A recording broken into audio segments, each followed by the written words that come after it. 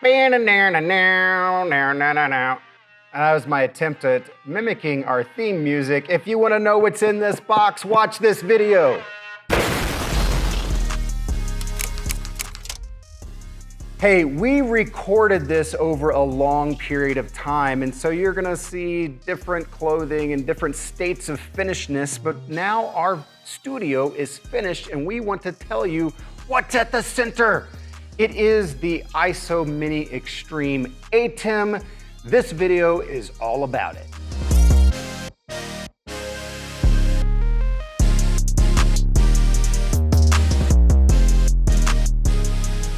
We're in the middle of a series and we're building out a new YouTube studio here at Event Tech AV.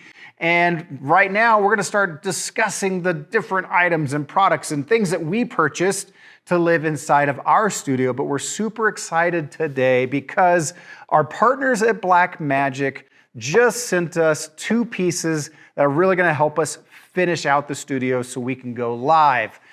The first thing is the DeckLink Quad 2. Now, if you're not familiar with this product, it's been out for 7 years. There's lots of videos online. We encourage you to go check those out. But we're gonna be using this product specifically for capture, and we're gonna use this product to get all of our TVs to be working as one solid system. So, DeckLink Quad 2, thank you, Blackmagic.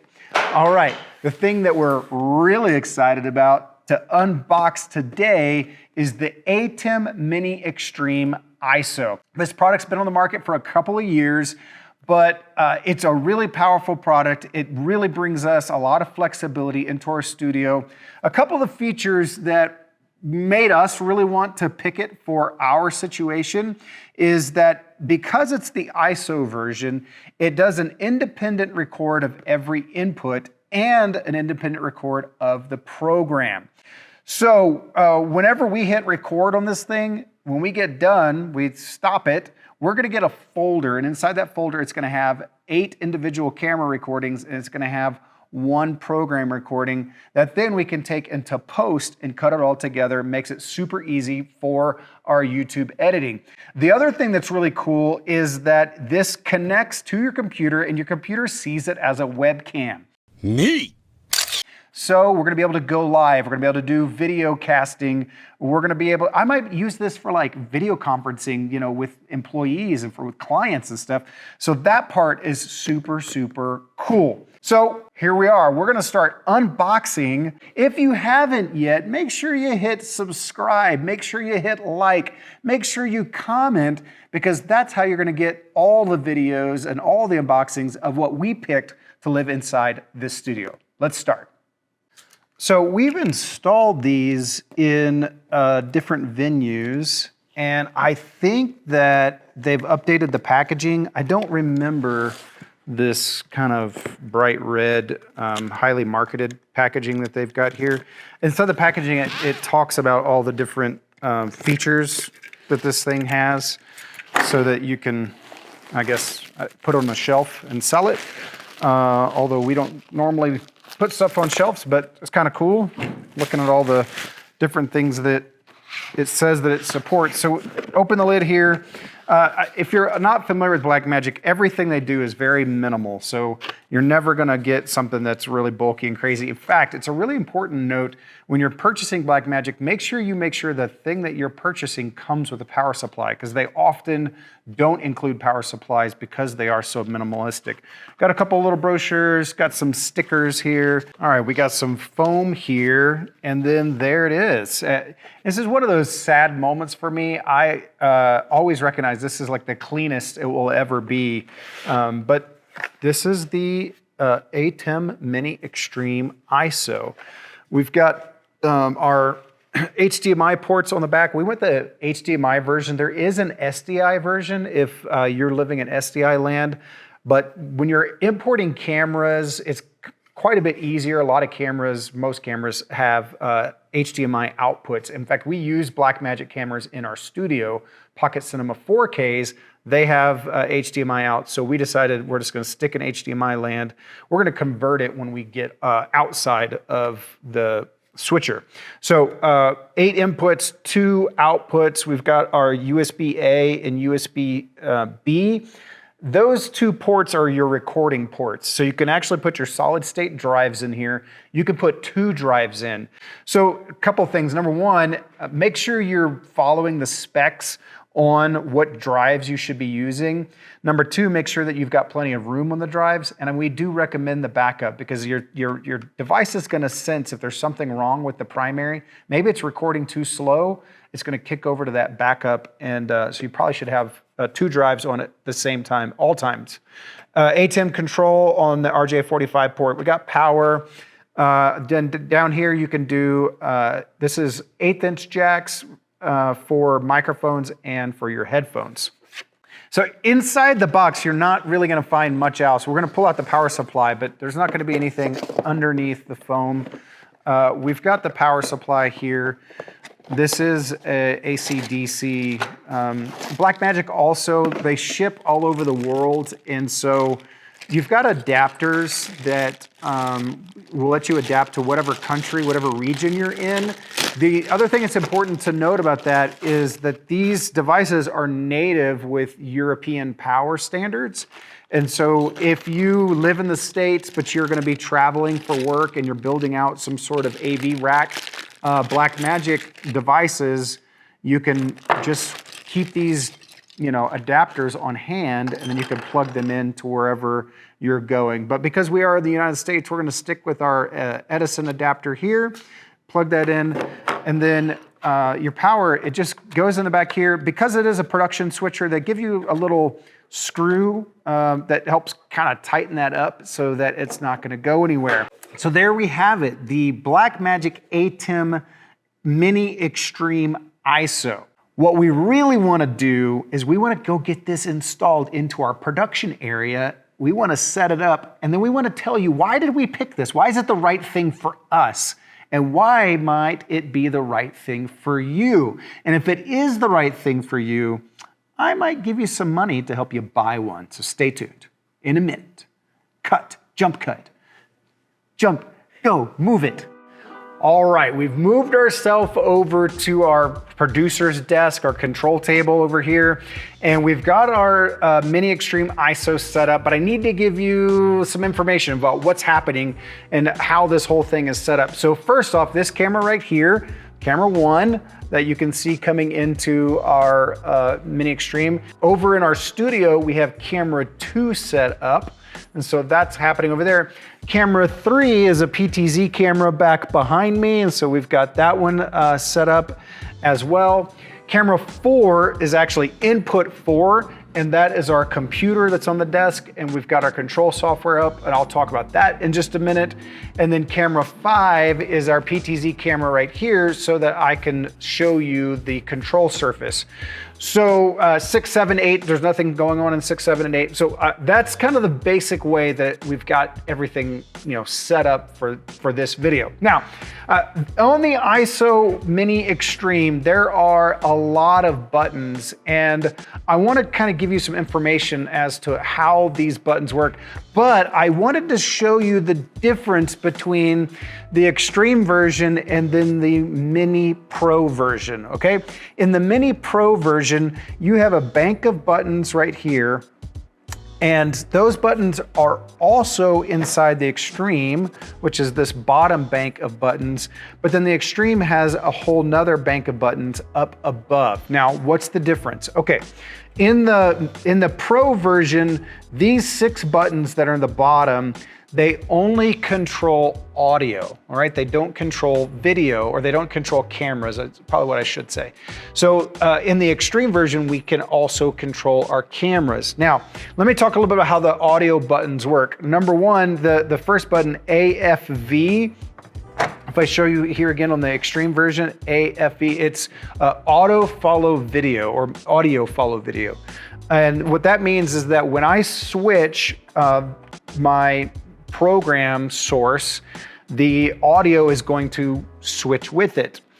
On the, if it says on, that means that it's always grabbing audio from that device. So in this particular example, we have audio coming from camera 1, and so we want that to always be in the on position. And then if it says off, that means that it's ignoring the audio from that source. So on our other stuff, I've got that currently set to off because I'm only capturing audio right now inside of camera 1. This is the audio settings. Then there's like a strip here of buttons, okay? And all of those buttons are associated with input 1. Now, I'm gonna use input 2 as my next example because I don't really wanna mess with camera 1. The buttons up above begin to control my camera. So I'm gonna lay this back down just so I can, use it easier. But if I hit the gain button on camera 2 and then I begin to adjust my gain, you can see camera 2 is starting to change its gain. So once again, if I show you here, gain is on, and I'm using these buttons right here as my up and down. If I hit black, that's my black levels. And so I can adjust my black levels for camera 2, or I can adjust my shutter for camera 2, and you can see those changes beginning to take place. We don't have focus set up, and so it's not doing focus. Now, the reason that that works is because we are using Blackmagic cameras. So the advantage using Blackmagic cameras and a Blackmagic switcher is now I've got camera control directly on my surface. But if you go, hey, that's not really enough control for me, that's okay, because inside of the ATEM software control, you can also control your camera. So if I click over here on my camera icon, and then I want to stick with camera 2 because I don't really want to mess up camera 1.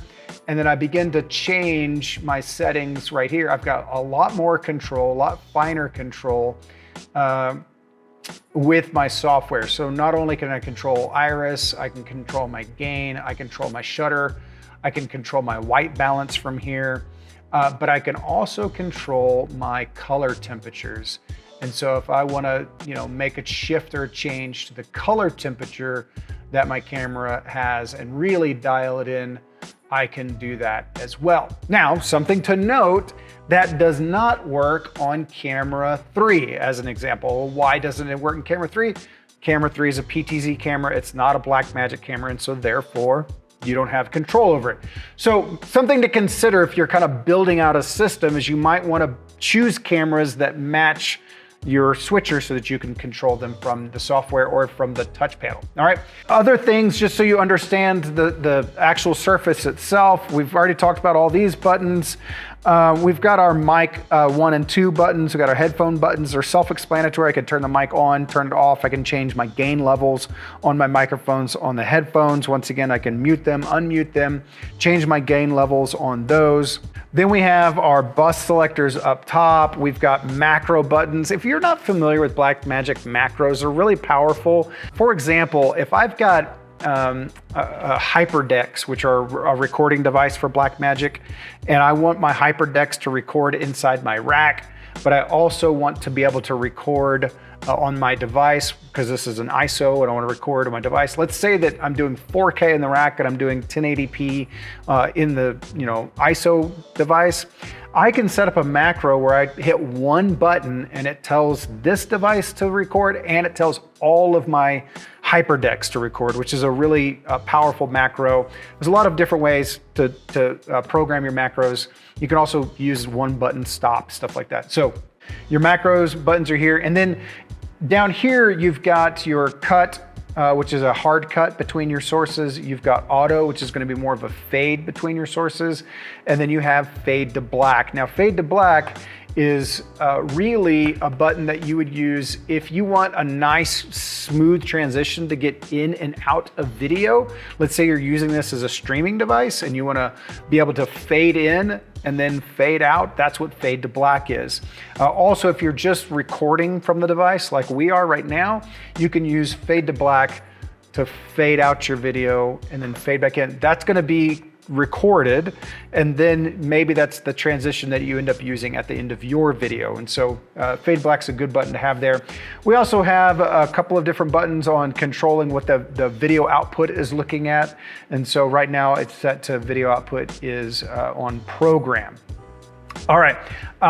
Other things, other buttons, you're going to learn all about it as you get deeper into understanding your Mini Extreme ISO. There's some software stuff we got to talk about, because once you set up your Mini Extreme ISO on the desk, once you get everything physically plugged into it, it's not actually set up. It's not really set up until you go into the software and you make the software do what you want it to do. So you're going to need to have your Mini Extreme controlled, set up into the control port of the RJ45 in the back on the network so that you can control it. And then you go to the software. So we've got our software here. I'm going to click on this button, which is our switcher panel that you can see here. It does tell us, hey, you're recording. You've been recording for 8 minutes at this point. And there's other, things that I need to be looking at. First, I want to just kind of talk about, this is your basic camera panel. And so if I want camera 2 to be in my preview and I want camera 4, that means I'm going to make a jump from 3 to 4. I would have the preview highlighted down here on camera 2. I've currently got program. And then I could hit my cut button. And when I hit my cut button, it's going to jump over to camera 2. Then a couple of other things that we did, you go over here to your cog wheel, and there's some general settings. We wanted our video switcher to be outputting 1080p 30. There are a lot of different options that you have here. On media, that's like uploading media. You don't have to stress out about that unless you're actually going to play clips from your device. Audio, we changed our audio settings to only look at a certain number of cameras. We don't need to look at every camera because we don't have audio coming from every camera. Now, the multi-viewer, I didn't get into this off camera because I want to make sure I do this on camera. So this is the multi-view setup that comes out of the box, all right? But this doesn't work for me perfectly for the way that I want to use the switcher. So I can go over here to my control area and I can say, hey, this upper quadrant, I want to change what that quadrant shows. And so I can change that to say, I want that quadrant to show me my preview. Well, cool, right? So now I've got my preview and I got my program, but if you noticed, I lost camera 1, 2, 3, 4. Well, that's a problem for me, right? So now I can go to each individual panel and I can say, hey, I want this panel to be camera 1. I want this panel to be camera 2. I want this panel to be camera 3. I want this one to be camera 4. I want this one to be camera 5. And I want this one to be camera 6. Now, for our purposes, because we're not using all 8 inputs, that works really nice for us because we can now have our 5 inputs. They're all in a place where I can see them. I do want to note that when you click on sources, you can actually change the name of the sources. So instead of it saying camera 4, for example, I can change camera 4 to say computer. I click on that, I'll save it. And when I save that, you'll notice that my multi-viewer changed to now let me know, hey, that's my computer. The other ones are still set to cameras. And then on outputs, these are selectable outputs on the back of here. So output 1, we're going to be using to send program off to a capture card so that we can do some different things through streaming. So that's what we got output 1 for, but output 2 is how we're getting our multi-viewer out. So we've got an HDMI cord plugged into the back of the Extreme going all the way off to our television, and that's how we're getting the multi-viewer. If you wanted for some reason to have it looking specifically at a camera or looking at a different feed, you could do that here inside that software as well. Kind of give you a little bit more flexibility since those outputs are routable. Just so you can kind of see how preview works. Now down here on my soft panel, when I hit preview, preview shows up here and I know that that shot is prepped for when I want to go live. And then when I hit the cut button, it's going to shift over. Now that's inside the software, all right? So going to shift back and forth between those. Then inside my multi-view, I also want to make sure that you can see down here in this quadrant, I've got information as to what's happening with my drives, okay? It's red, it's telling me that it's recording right now, it's telling me the length that I've been recording, but it's telling me that it's recording to drive 1, and that drive 1 has 9 hours and 24 minutes available on it. It's a 2 terabyte drive. And drive 2 has 9 hours and 36 minutes. It's a 2 terabyte drive. I talked about the importance of making sure that your SSDs match the manufacturer's recommended drives. We went with the Samsung portable T9s. It meets the requirements by the manufacturer, so we decided to go with those drives. But it is really important because we have deployed this system with other clients before. We gave them recommended drives. They either lost them or they got full. They gave them the video editing, whatever happened. Then they decided to buy cheaper drives. Well, we got a service call and they wanted to know, hey, what's going on? Our drives don't work. Well, it's because it wasn't the drives that we recommended or that the manufacturer recommended. So make sure that you are getting the correct drives. It has to be a specific speed in order to handle this many feeds being recorded at one time. Okay, and then this last panel that's over here, that is your on-air panel specific to streaming. And that'll give you your information if you're streaming off to the web as to what's happening with your data stream and your internet stream, okay? So I like the way that this multi-view is set up now. All right, so a couple other things we want to make sure that we set up inside of our software. Now, I have my multi-viewer coming off right here. You can see it on the screen. Well, go up here to my outputs and output 1. In our particular use case, I want output 1 to be program, and I'm going to be sending that program off to a capture card that's inside my computer. And I'm using output 2 as my multi-viewer. So I've actually got an HDMI cable plugged into output 2 in the back of the Extreme, and then that's going off to my television that I'm using as my multi-viewer. And so that's how you get that set up. It's not inside the software and it's not on your computer monitor, unless of course you connected it physically with a HDMI device. So you can see right there, output 2 set to multi-viewer. If for some reason you wanted to have that, just a straight camera feed or whatever, that is a routable output, and you can route it to whatever you want to route it to, okay? All right, couple of other things that we want to make sure that we set up, but you're going to want to make sure you click on output, and you're going to want to make sure you have the correct settings over here in output.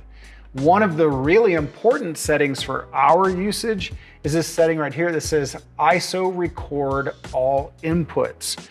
That is literally the biggest difference that helps your device go from what might be more like an ATEM Mini Pro to the actual ISO version. But it's only going to give you that if you want that. And if you want that, you have to check that. It doesn't just happen out of the box that way. So you want to make sure that if that's one of the key features that you're using, that you select that before you start doing your recordings. So if you've been watching this and you've been trying to figure out, is the ATEM Mini Extreme ISO the right device for you? And you've decided, yes, this is the right device for me. Well, you need to know a couple things about the device. Number one, it costs $14.95.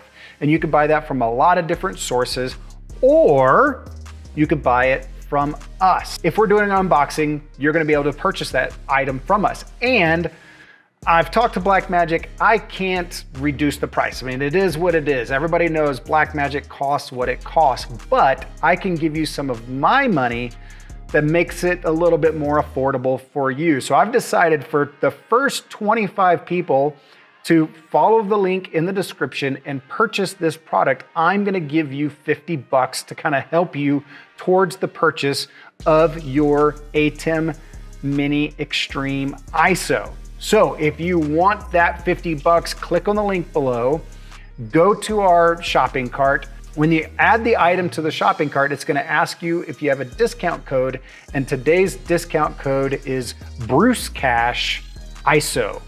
That's BruceCash ISO, all one word, type it in there. The first 25 people who use that, they get $50 from me to help them purchase their Mini Extreme ISO. I hope you follow through, and I hope this is the right device for you. We love to give bonus content. And today's bonus content is the best bonus content. We've been spending more time in the space than usual because we've been trying to build everything and get it all ready. And sometimes, you know, I like to take a breather, take a little break. And so I set up something on the loading dock. Well, I don't spend a ton of time watching myself on camera. And so now that I'm sitting here and I'm watching myself on camera, I noticed that I've got something right underneath my eye, and it's related to today's bonus content. So I hope you enjoy this.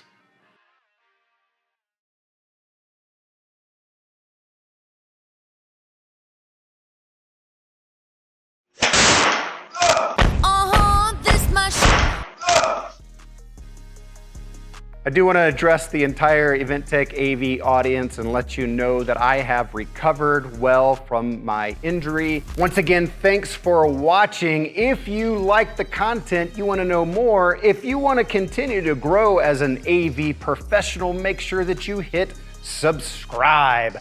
You can like, you can comment, we'll get back to you, we'll keep you notified, you'll see what's coming up, you'll get the next video, you'll find out more, everything's going to be awesome, you're going to grow, you're going to get